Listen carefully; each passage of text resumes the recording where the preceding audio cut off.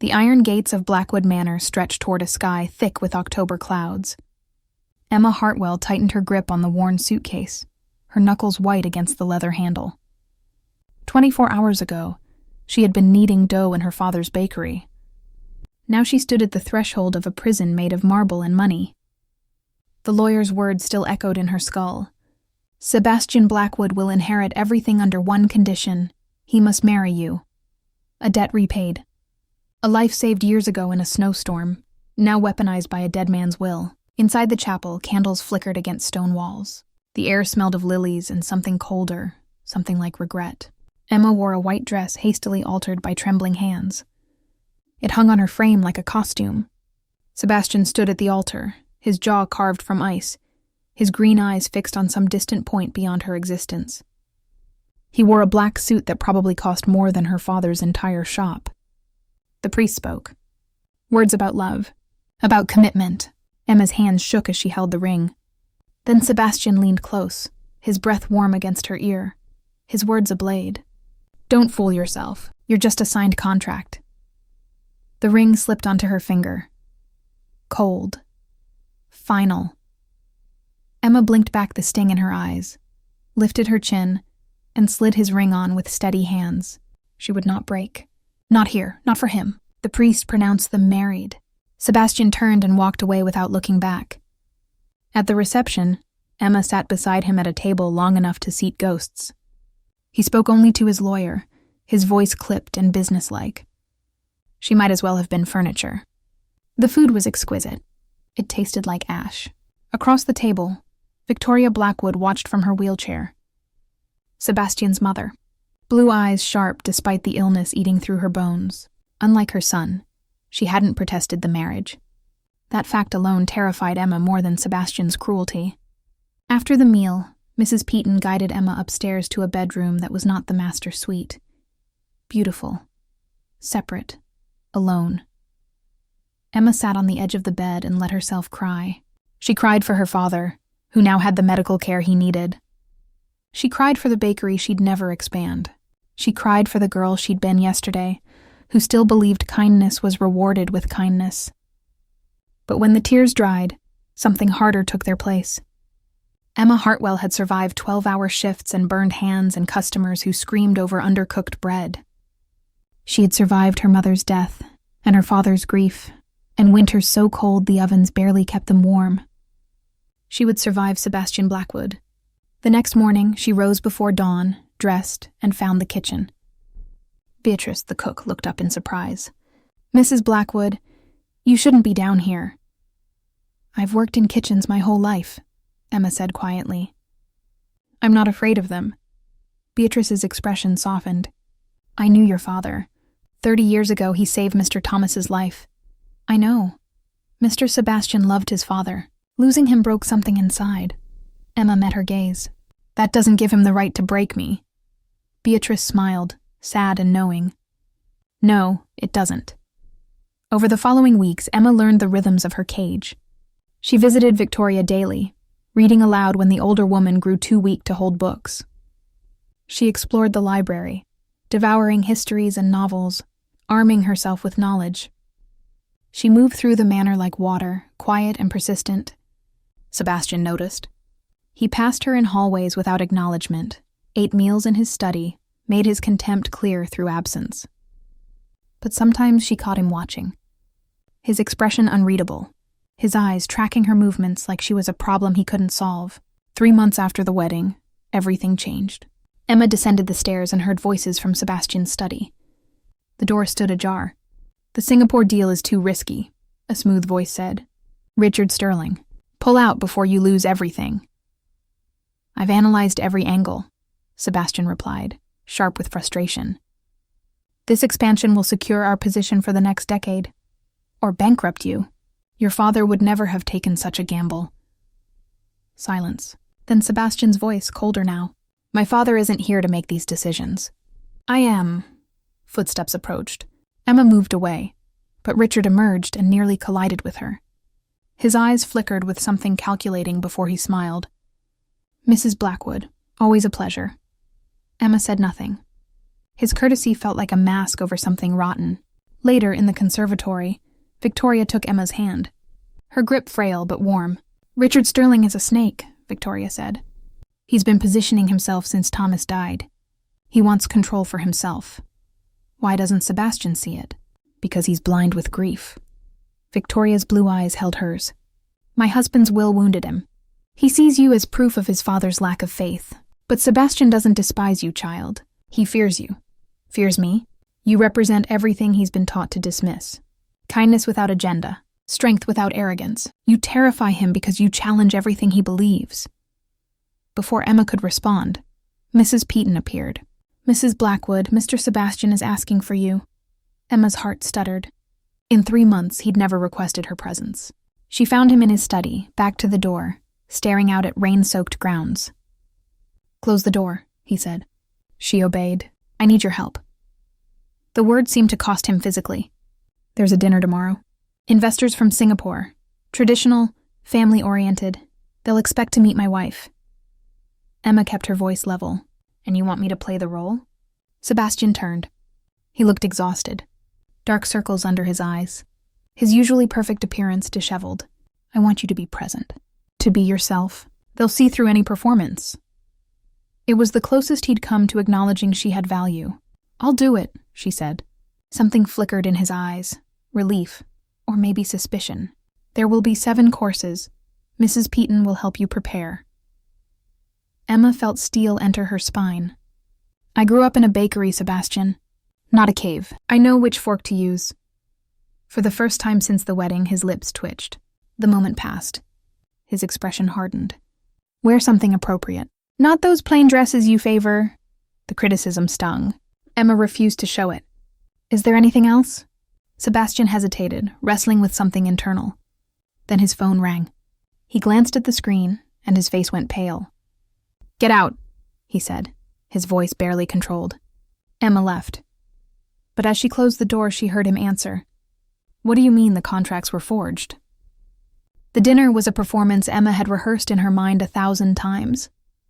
She wore a deep emerald gown Victoria had insisted upon, borrowed sapphires at her throat that felt like chains. The Chens arrived promptly at 7. Mr. Chen, silver-haired and sharp-eyed. His wife, elegant in silk. Their daughter, barely 20, watched everything with quiet intelligence. Sebastian played his part flawlessly. Attentive husband. Proud. He touched Emma's elbow as they moved to the dining room, his hand burning through the fabric. It was all theater. But during the 2nd course, something shifted. Mr. Chen spoke of family, of legacy, of the importance of partnership built on trust. "My father arranged my marriage," he said, smiling at his wife. "I resented him for it. But he saw what I could not.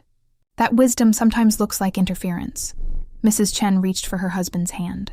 "Love that begins as duty can become something greater. If both are willing," Sebastian's jaw tightened. Emma felt the tension radiating from him like heat.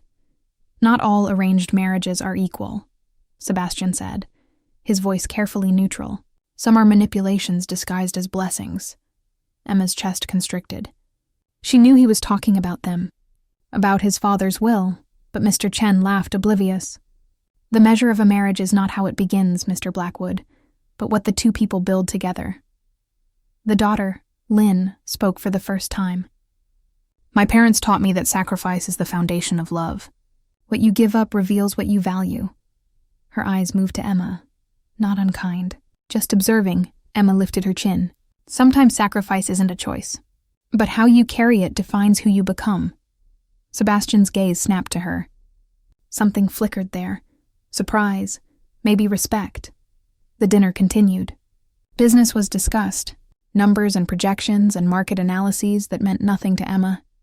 But she watched Richard Sterling, who sat across from Sebastian, smiling and nodding and offering advice that sounded reasonable, poisonous. At midnight, the Chens departed, pleased with the evening. Sebastian saw them out, his mask of civility firmly in place. When he returned, Emma was still in the dining room, removing the borrowed sapphires. "You did well," Sebastian said. The words sounded reluctant. "Did I convince them we're in love?" Emma asked, not looking at him. Silence. Then, "You convinced them you're more than I gave you credit for." Emma finally met his eyes. "I've always been more than you gave me credit for." Something in his expression cracked. Just for a moment, vulnerability bleeding through the ice. But before he could respond, Richard Sterling appeared in the doorway. "Sebastian, we need to talk. Now." The urgency in his voice sent alarm bells through Emma's chest. In the study, with the door closed, Richard paced like a caged animal. "The Singapore contracts," he said. "They're forged. Someone's been doctoring the numbers, the projections, everything. If the Chens discover this before we close the deal, we're finished." Emma, who'd followed despite not being invited, felt her stomach drop. Sebastian went very still. "That's impossible. I reviewed every document personally. Then, someone got to them after you did." Richard's eyes found Emma. "Or someone with access to this house made sure you saw what they wanted you to see." The implication hung in the air like smoke. "You think Emma did this?" Sebastian's voice was dangerously quiet. "I'm saying we can't ignore the timing. She arrives, suddenly documents go missing. Contracts are altered. She has every reason to want revenge against the family that forced her into this marriage." Emma's vision blurred with fury. "I've never touched your business documents. I don't even know where they're kept." "Convenient," Richard said smoothly. "But the evidence suggests otherwise. Your father's medical bills were paid from a personal account, not the estate. Someone had to authorize that transfer." Sebastian turned to Emma, his face unreadable. "Is that true?" "I don't know anything about accounts or transfers," Emma said, her voice shaking. "The lawyer said my father would be cared for. I never asked for details." "Because you were too busy plotting," Richard pressed. "Too busy worming your way into Victoria's affections, into the staff's trust, positioning yourself perfectly to sabotage everything." "That's insane," Emma breathed. But Sebastian was watching her with those cold green eyes, and she saw the moment doubt crept in. "Get out," he said quietly. "Sebastian, please," Emma started. "I said get out." She fled, up the stairs, past her bedroom, all the way to the library where she collapsed into a chair, shaking. This wasn't real. It couldn't be real, but Richard's words kept echoing. The timing, the access, the motive. Emma pressed her hands to her face and tried to breathe. Hours later, past 3 a.m, she heard footsteps. Sebastian appeared in the library doorway. He looked haggard, older than his 32 years. "I need to know the truth," he said. "I've told you the truth. Then explain this." He crossed the room and dropped a folder on the table beside her. Inside were bank statements, transfers. Her father's medical bills paid in increments from an account she'd never seen, and her signature on every authorization form. Emma stared at the documents, her blood turning to ice. "That's not my signature," she whispered. "It's a perfect forgery then. Sebastian, I swear to you I never signed these. I never even saw them." He studied her face for a long moment. "Richard wants me to report this to the authorities. Fraud, embezzlement. You'd go to prison."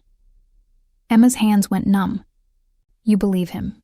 You actually believe I would do this?" "I don't know what to believe anymore." His voice cracked on the last word. "My father trusted you. Victoria trusts you. But the evidence is right there." "Then someone planted it," Emma said desperately. "Someone who wants you to doubt me. Someone who benefits from destroying whatever fragile thing we've built here." Sebastian laughed, bitter and broken. "We've built nothing. We're strangers living in the same house because a dead man's will chained us together. That's not true anymore, and you know it." The words escaped before Emma could stop them. Sebastian froze. "What did you say?" "You've been watching me. For weeks now. I catch you staring when you think I don't notice. You ask Mrs. Petton about my day. You leave books in the library that you think I'd like." Emma stood, trembling.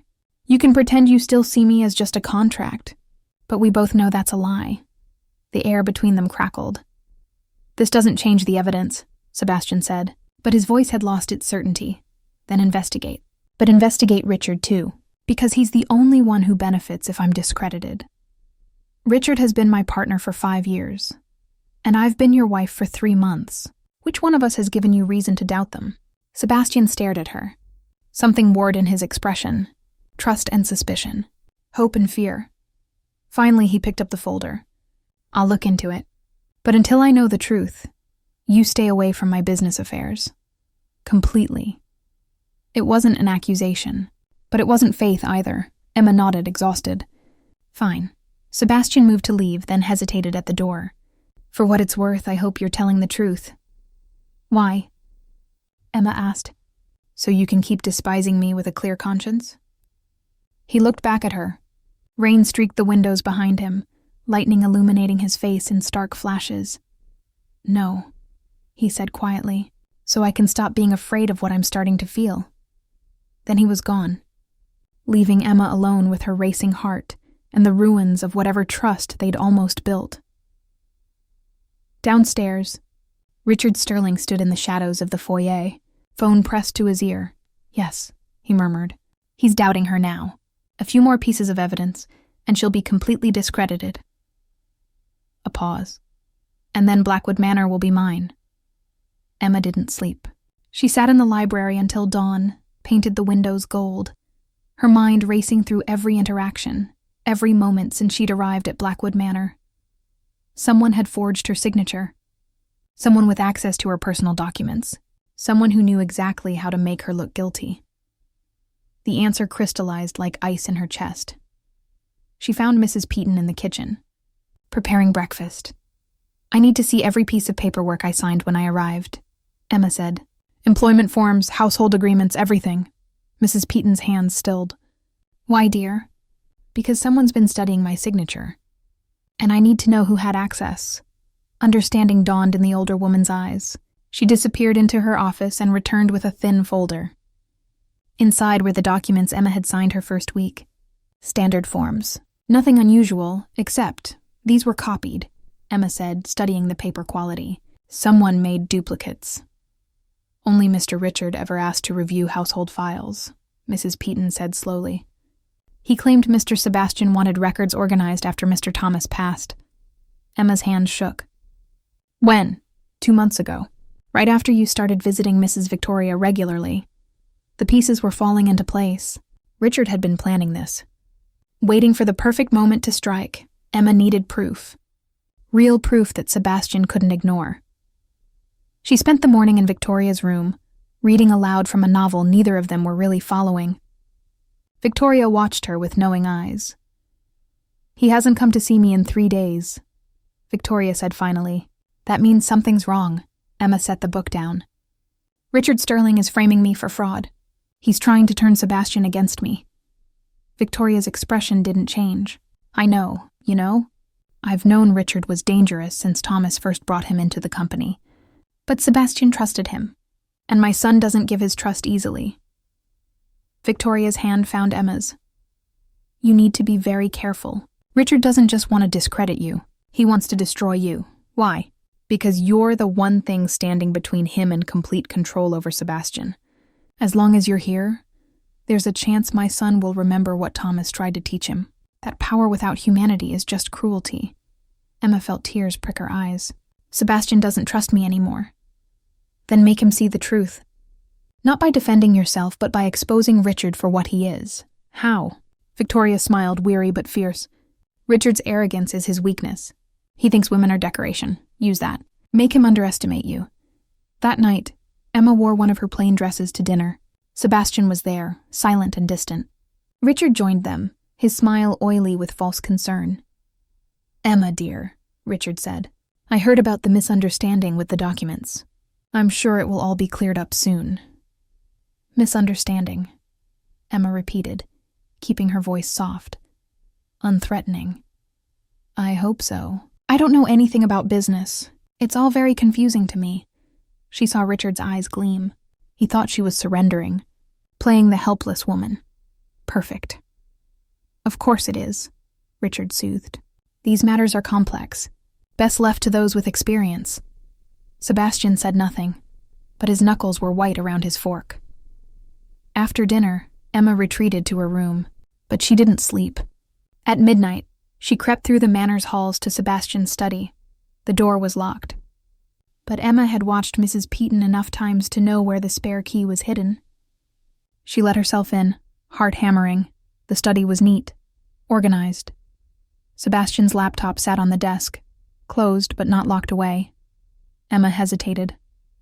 This was a violation of privacy, but if Richard had been altering documents, there might be evidence here. Digital trails he couldn't erase completely. She opened the laptop. No password on the home screen, just files and folders arranged with military precision. She searched for anything related to Singapore, to Richard, to the contracts. What she found made her blood freeze. Emails. Dozens of them. Between Richard and someone named Marcus Chen, but not the Mr. Chen who'd come to dinner. These messages were from 2 months ago, discussing how to handle the Sebastian situation and ensure proper leadership transition. Richard had been plotting to take over the company. Not just discredit Emma, but remove Sebastian entirely. Emma was pulling up more files when she heard footsteps. The door opened. Sebastian stood there in a t-shirt and sleep pants, his hair disheveled, his expression murderous. "What the hell are you doing in my study?" Emma stood slowly, hands raised. "I can explain. You're going through my computer. After everything that's happened, you have the audacity to invade my privacy? Sebastian, please, just look at these emails. Get out. Richard's been planning this for months. He's not trying to protect you. He's trying to replace you." Sebastian crossed the room in 3 strides and grabbed her wrist. Not hard enough to hurt, but firm. "Final. I said get out. Why won't you listen to me?" Emma's voice broke. "Why is it so impossible for you to believe I might be telling the truth?" "Because everyone wants something," Sebastian said, his face inches from hers. "Everyone has an agenda. That's how the world works. Not everyone. Not me." "Then what do you want, Emma, really?" The question hung between them, raw and desperate. Emma could have lied. Could have said she wanted her freedom. Her old life back, anything safe and distant. Instead, she told the truth. "I want you to stop punishing yourself for your father's death by punishing everyone around you. I want you to see that maybe, just maybe, Thomas left you something more valuable than money. He left you a chance to become the man he knew you could be." Sebastian's grip on her wrist loosened. His breathing was ragged. "And I want," Emma continued, her voice dropping to a whisper, "for you to stop looking at me like I'm a ghost of your failures and start seeing me as the woman who's been fighting for you since the day we married. I don't need you to fight for me. Yes, you do. Because you've forgotten how." The words landed like blows. Sebastian released her wrist and stepped back, his expression shattered. "Get out of my study. Out of my house. I'll arrange for you to stay at the guest house until we sort out the legal mess. I can't have you here anymore." Emma felt something inside her break. "Fine, exile me, but you're going to regret this." "I regret a lot of things. You'll just be one more." She left, but not before copying the email files onto a USB drive she'd brought just in case. In her room, Emma packed her small suitcase, the same one she'd arrived with 4 months ago. It felt heavier now, weighted with all the things she was leaving behind. Mrs. Peaton found her in the hallway. "Mrs. Victoria wants to see you before you go." Emma climbed the stairs one last time. Victoria was sitting up in bed, looking frailer than ever. "You found proof," Victoria said. Emma handed her the USB drive. "Richard's emails.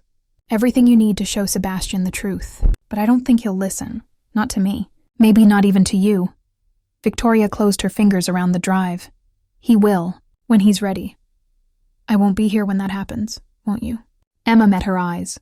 "He told me to leave. He told you to go to the guest house. That's not the same as leaving." Victoria smiled sadly. "My son is terrified of you, Emma. Not because of what you might take from him, but because of what you've already given. Hope.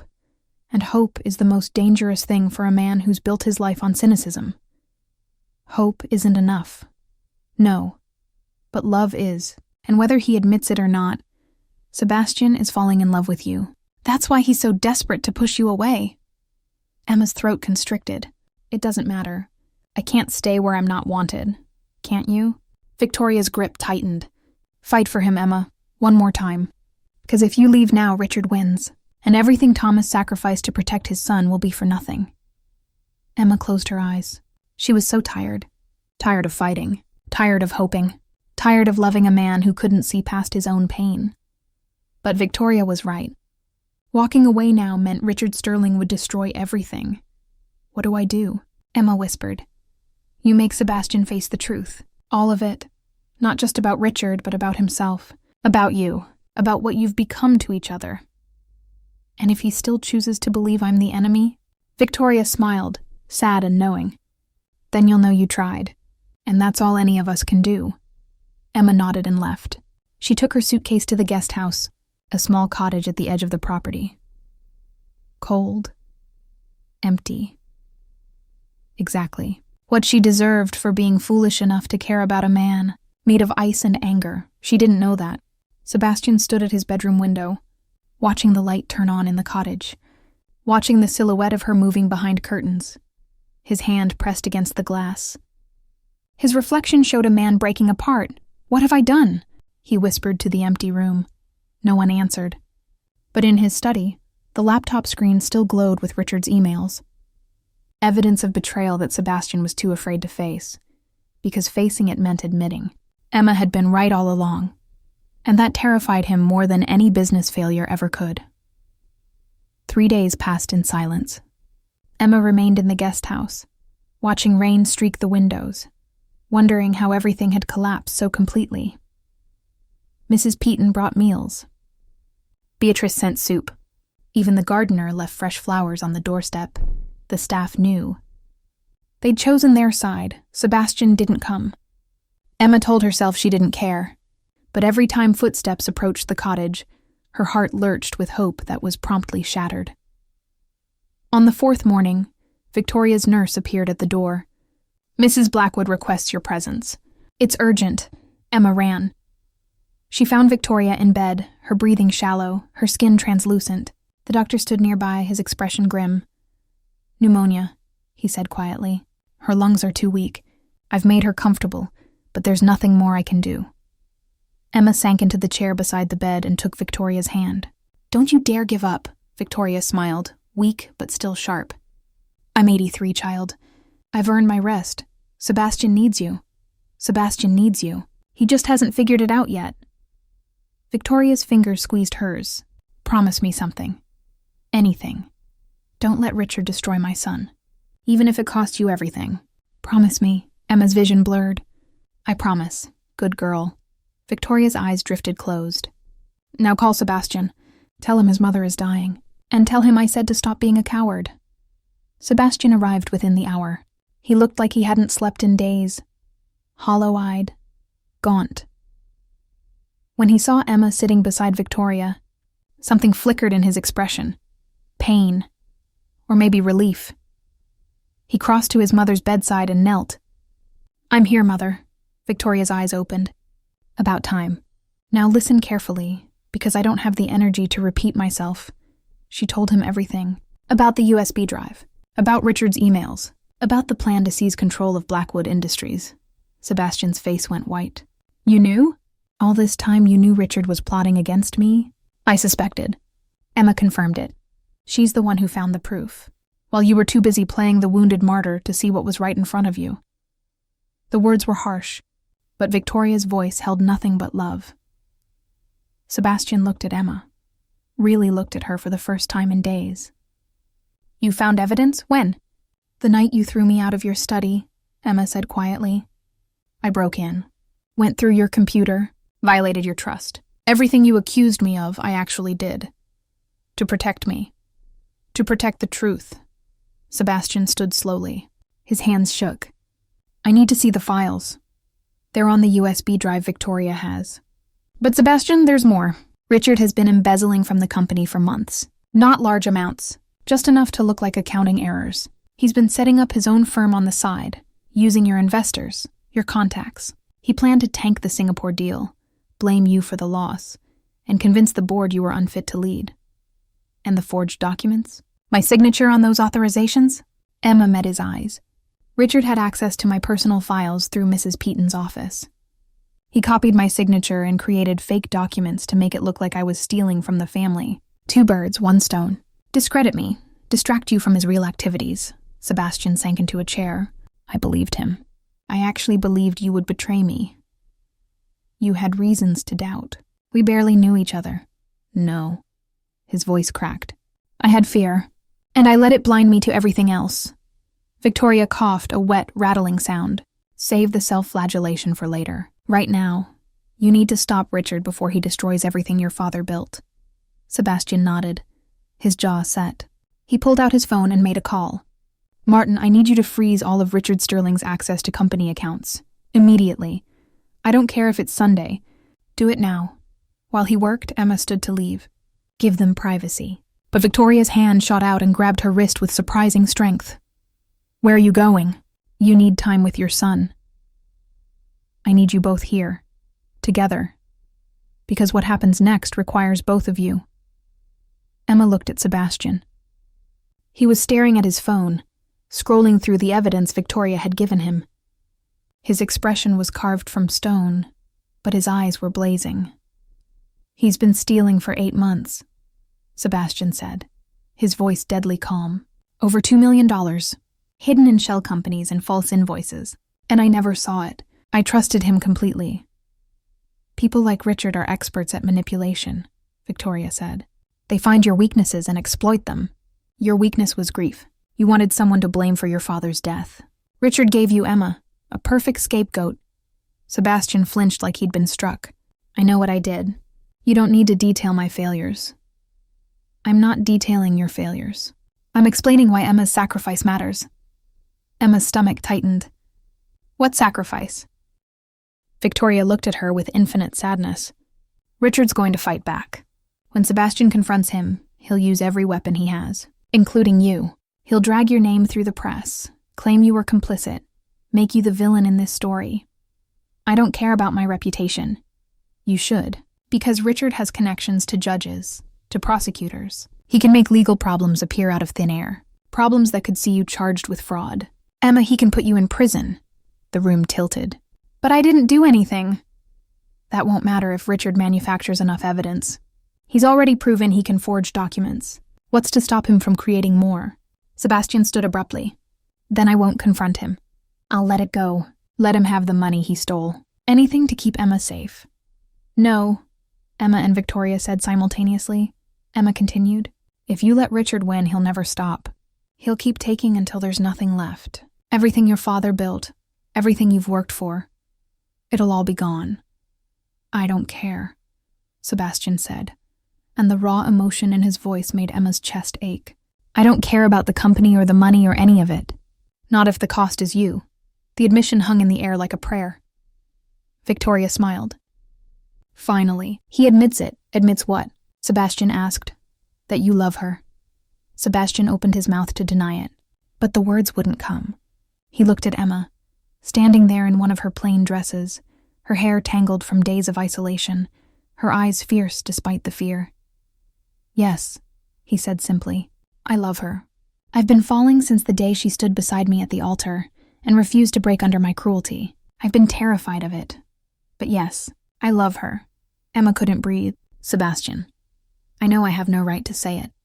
Not after how I've treated you, but it's the truth. And I won't sacrifice you to save a company. I'll find another way. There is no other way, Victoria said gently. Richard has to be exposed, publicly, completely, and Emma has to be willing to endure what comes next. Emma squared her shoulders. Then I will. I'll testify. I'll face whatever Richard throws at me. Because this isn't just about the company. It's about making sure men like him don't win. You could go to prison, Sebastian said desperately. He could frame you so thoroughly that no one believes the truth. Then you'll know I'm innocent. And that's enough. It's not enough. Emma, please. She crossed to him and took his face in her hands. You told me on our wedding day that I was just a contract. But I was never just anything. And neither are you. You're the man your father believed you could become, but only if you're willing to fight for it. Sebastian's hands came up to cover hers. Not without you. I can't do this without you. You won't have to. We'll face Richard together, and whatever happens after, we'll face that together too. Victoria was crying silently, her thin chest heaving with emotion. Thomas would be so proud of both of you. Sebastian leaned his forehead against Emma's. If we do this, if we expose Richard, I need you to know something. What? The contract, the will. It all meant you had to stay married to me for 1 year. After that, you're free. The lawyers can dissolve it and you can have your life back." His voice was raw. "But I don't want that anymore. I want you to stay, not because a document says you have to, but because you choose to." Emma's throat constricted. "Ask me again when this is over. When Richard is finished and the dust settles. Ask me then if I choose you. Why wait? Because I need to know you're choosing me too. Not out of guilt or gratitude, but because you actually want a wife, not a signed contract." Sebastian kissed her. Gentle, desperate. A promise and an apology all at once. When they pulled apart, Victoria was smiling. "Now that's settled, we have work to do. Martin will have frozen Richard's accounts. He'll come to the manor demanding answers. When he does, you need to be ready." Emma nodded. "What do you need me to do?" "Be exactly who you are. Honest, strong, unbreakable. And trust that Sebastian won't let you fall." "I won't," Sebastian said, his hand finding Emma's. "Never again." Outside, storm clouds gathered.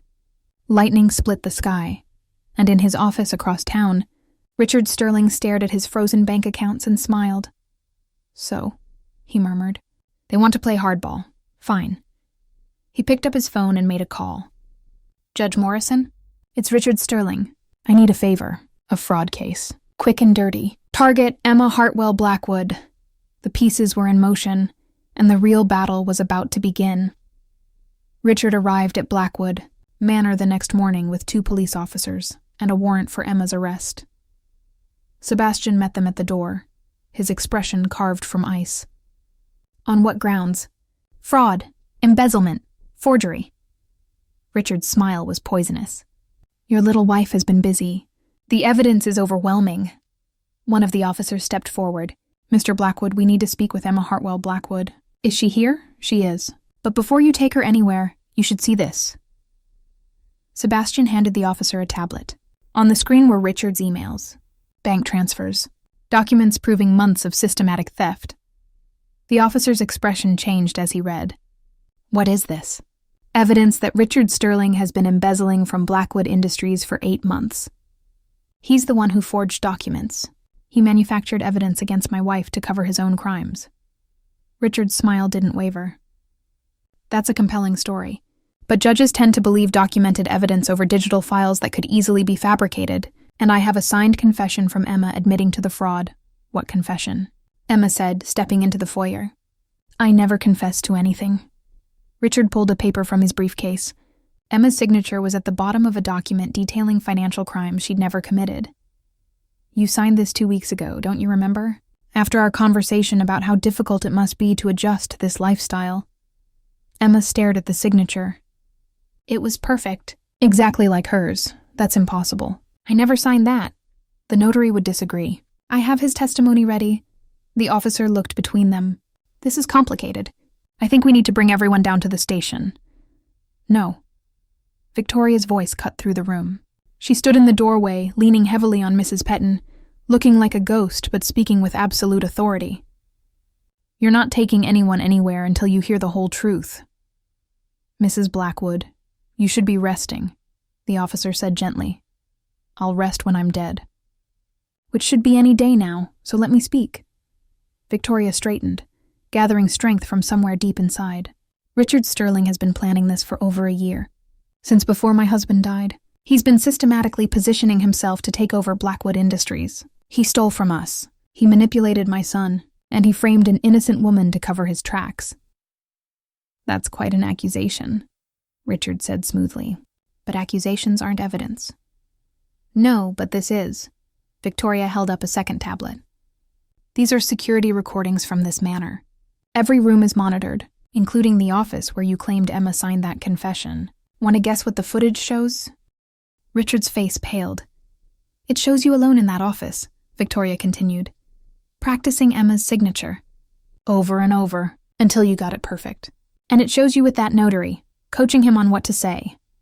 The officer took the tablet. He watched the footage. His expression hardened. "Mr. Sterling, I think you need to come with us instead." Richard's composure finally cracked. "This is insane. You're all insane. I've dedicated 5 years to this company. I've been loyal. You've been a parasite." Sebastian said quietly. "And it ends now. You'll regret this. I have connections, lawyers. I'll destroy you. Try." Sebastian's voice was steel. "Because I have something you'll never understand. I have people who believe in me, not because of what I can give them, but because of who I am. That's power you can't buy or steal." The officers cuffed Richard. As they led him away, he looked back at Emma with pure hatred.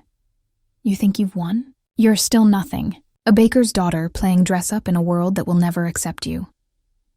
Emma met his eyes calmly. "Maybe, but I'm the baker's daughter who beat you, and you'll spend the rest of your life knowing that." Richard was taken away. The manor fell silent except for the ticking of the grandfather clock in the hall.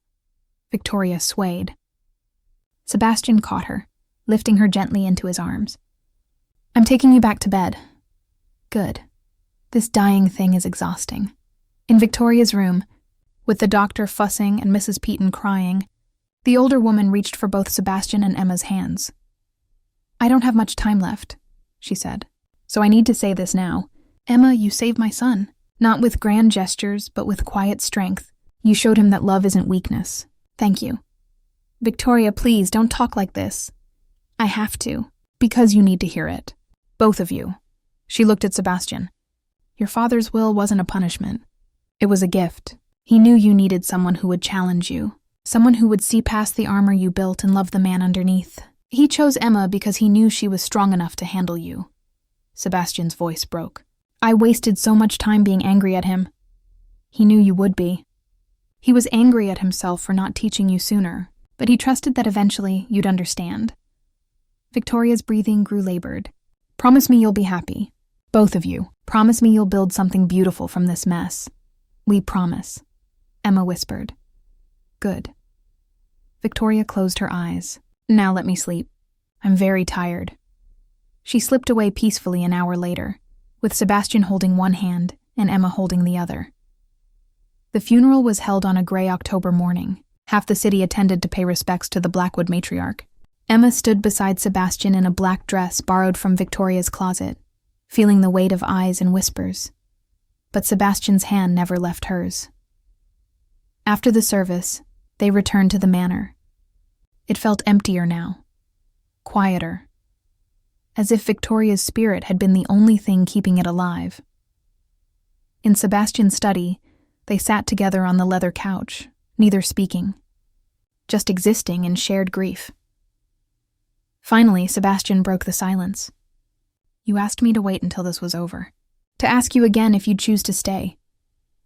Emma looked at him, at the man who'd called her a contract, who'd pushed her away, who'd finally learned to let someone in. "It's over," she said. "Richard is in jail. The company is safe. You don't need me anymore." "That's not true, isn't it? The contract Victoria mentioned, the 1-year requirement, we've only been married 4 months. You could have the lawyers dissolve it. Set me free. Let me go back to my father's bakery." Sebastian's jaw tightened. "Is that what you want?" "I want to know what you want. Not what you think you're supposed to say. What do you actually want, Sebastian?" He stood and paced to the window. Rain streaked the glass. "I want to wake up and hear you in the kitchen with Beatrice, laughing about something I'll never understand. I want to come home from the office and find you in the library, so absorbed in a book you don't hear me come in. I want to fight with you and make up with you and build something that has nothing to do with wills or contracts or obligations." He turned to face her. "I want you to stay. Not as a duty, but as my wife, really my wife, the woman I choose, every day, for the rest of my life." Emma stood slowly. "That's a pretty speech." "It's not a speech. It's the truth. And if I said no, if I said I wanted to leave," pain flashed across Sebastian's face, "then I'd let you go, and I'd spend the rest of my life knowing I lost the best thing that ever happened to me." Emma crossed to him, stood close enough to feel his warmth. "You're not going to lose me." "I'm not?" "No, because I'm choosing you too. Even though you were cruel, even though you hurt me, even though you're still learning how to be the man your father believed you could be." She took his hands.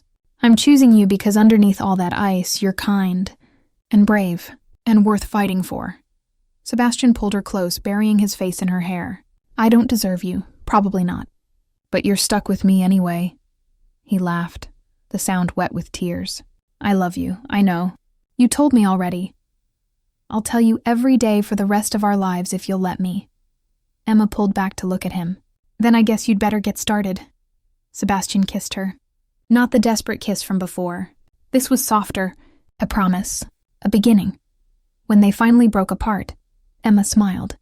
So what now? Now we rebuild. The company. This house. Ourselves. Together. Together, Emma agreed. They spent the rest of the day making plans. Sebastian would restructure Blackwood Industries, bringing in new leadership, new ethics. Emma would transform the manor from a museum into a home, and they would honor Victoria's memory by actually living instead of just existing. That night, Emma stood in the master bedroom for the first time. Sebastian had insisted. No more separate rooms, no more distance, are you sure? She asked. This is a big change. I've never been more sure of anything. Sebastian pulled her close. You're not a signed contract, Emma. You never were. You're my wife, my partner, my home. Home, Emma whispered. I like that. Outside, the rain stopped. Stars emerged from behind clouds, and Blackwood Manor, which had been cold and dark for so long, finally felt warm. 6 months later, Emma opened the doors to the Blackwood Community Center. It was housed in one of the manor's unused wings, transformed into a place where people could learn job skills, take classes, find resources. Sebastian cut the ribbon, then stepped back to let Emma speak. Thomas Blackwood once told my father that kindness was the most valuable currency, Emma said to the gathered crowd. He lived that belief every day, and today we honor his memory by paying that kindness forward. The center opened. People flooded in, and Emma watched them with tears in her eyes, knowing that somewhere, Victoria and Thomas were watching too, proud of what their sacrifice had built. That night, Sebastian found Emma in the library, exactly where he knew she'd be. Happy? He asked. Emma smiled. Deliriously. Good, because I have something for you. He handed her a paper. She unfolded it, confused. Then she gasped. It was their marriage contract, the one from Thomas's will, and across it, in Sebastian's handwriting, were 2 words. Contract void. What is this? Emma breathed. It's freedom. Real freedom. Not because a year has passed or because some legal requirement is met, but because I want you to stay with me by choice, not obligation. Sebastian took her hands. Emma Hartwell Blackwood, will you marry me? Again, properly this time, with love instead of duty? Emma laughed through tears. You're asking me to marry you when we're already married? I'm asking you to choose me, freely, the way I choose you. Emma kissed him. Long and deep and full of promise. Yes, 1,000 times yes. They renewed their vows on the anniversary of Victoria's death. A small ceremony in the manor's chapel. No lawyers, no contracts, just 2 people who'd fought through darkness to find light. When Sebastian slipped the ring onto Emma's finger this time, he leaned close and whispered, You're not a contract. You're my everything. Emma smiled, tears streaming down her face. And you're mine. The priest pronounced them husband and wife. Again. For real this time. And as they walked down the aisle together, hand in hand, Emma looked back at the altar where they'd stood months ago as strangers. So much had changed. So much had been broken and rebuilt. But they'd survived. Together.